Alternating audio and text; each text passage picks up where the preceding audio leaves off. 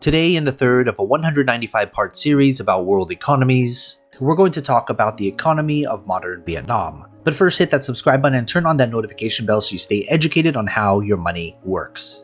Vietnam is a socialist-oriented market economy, which is the 36th largest in the world as measured by its nominal GDP, and 23rd largest in the world as measured by purchasing power parity. Since the mid-1980s through the Doi Moi reform period, Vietnam has made a shift from a highly centralized command economy to a mixed economy that uses both directive and indicative planning through 5-year plans with support from an open market-based economy. Over that period, the economy has experienced rapid growth. In the 21st century, Vietnam is in a period of being integrated into the global economy. Almost all Vietnamese enterprises are small and medium enterprises. Vietnam has become a leading agricultural exporter and served as an attractive destination for foreign investments in Southeast Asia. In the current period, Vietnam's economy relies largely on foreign direct investments to attract the capital from overseas to support its continuing economic rigor. Foreign investment has continually supported the high-end tourism industry. Despite the reforms, the Vietnamese economy remains in many ways influenced by socialism. The economy is dominated by the state, with the state owning most major businesses. Price controls remain in place over many essential goods and foodstuffs, and there are over 25,000 worker-owned cooperatives in Vietnam, with the agricultural industry being particularly dominated by the cooperative sector at the state's encouragement. Vietnam may be the fastest growing of the world's economies, with a potential annual GDP growth rate of 5.1%, which would make its economy the 20th largest in the world by 2050. Despite economic achievements following Doi Moi, there exist issues that cause many analysts and researchers to remain worried about the economic slowdown in the country in recent years. With the end of the American War in Vietnam, the government's second 5-year plan aimed for extraordinarily high annual growth rates in industrial and agricultural sectors and national income and sought to integrate the North and the South, but the goals were not attained. The economy remained dominated by small-scale production, low labor productivity, material and technological shortfalls, and insufficient food and consumer goods. The more modest goals of the third 5-year plan, which was from 1981 to 1985, were a compromise between ideological and pragmatic factions. They emphasized the development of agriculture and industry. Efforts were also made to decentralize planning and improve management skills of government officials.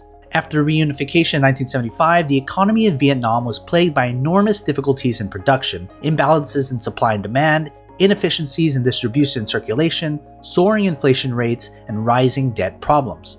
Vietnam is one of the few countries in modern history to experience a sharp economic deterioration in the post-war reconstruction period. Its peacetime economy was one of the poorest in the world and has shown a negative to very slow growth in total national output as well as in agricultural industrial production.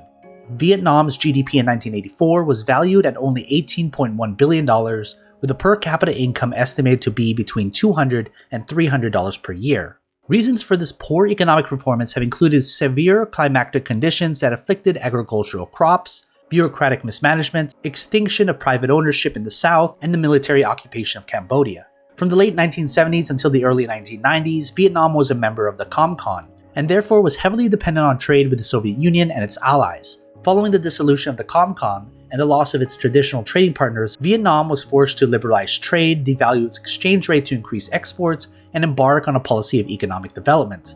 Between 1975 and 1994, the US imposed a trade embargo on Vietnam, forbidding any trade during the 19-year period. In 1986, Vietnam launched a political and economic renewal campaign, Doi Moi, that introduced reforms to facilitate the transition from a centralized economy to a socialist-oriented market economy.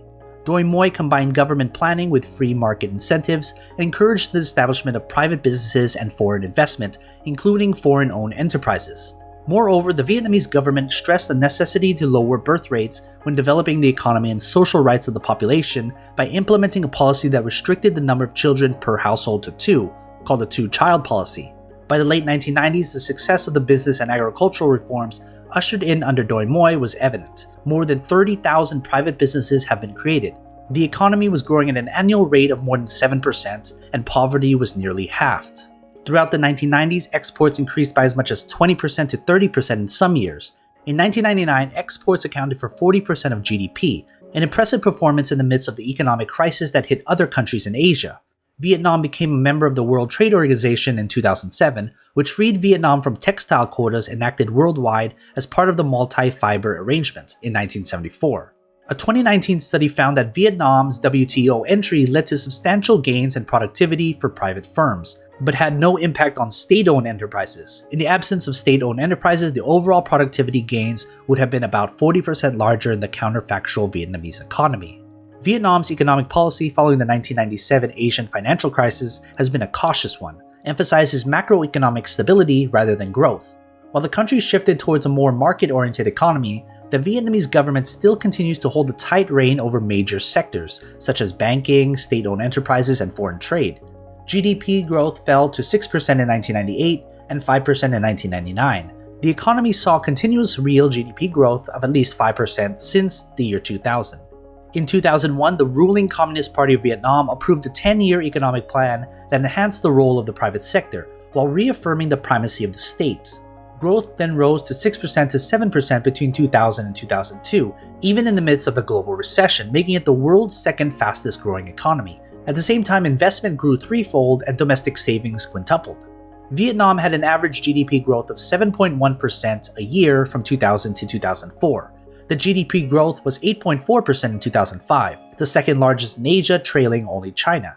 The government estimated that GDP grew in 2006 by 8.17%. According to the Minister of Planning and Investment, the government targeted a GDP growth of about 8.5% in 2007. Vietnam's economy continues to expand at an annual rate in excess of 7%, one of the fastest growing in the world.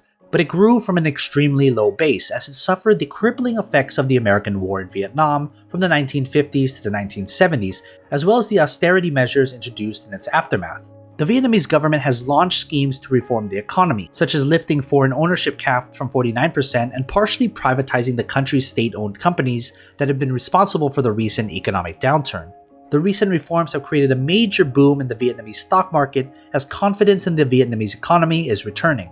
Since 2018, Vietnam's economy continues to grow, achieving the best annual growth rate in over a decade, which has led media outlets to speculate if in the near future it could be one of the Asian tigers.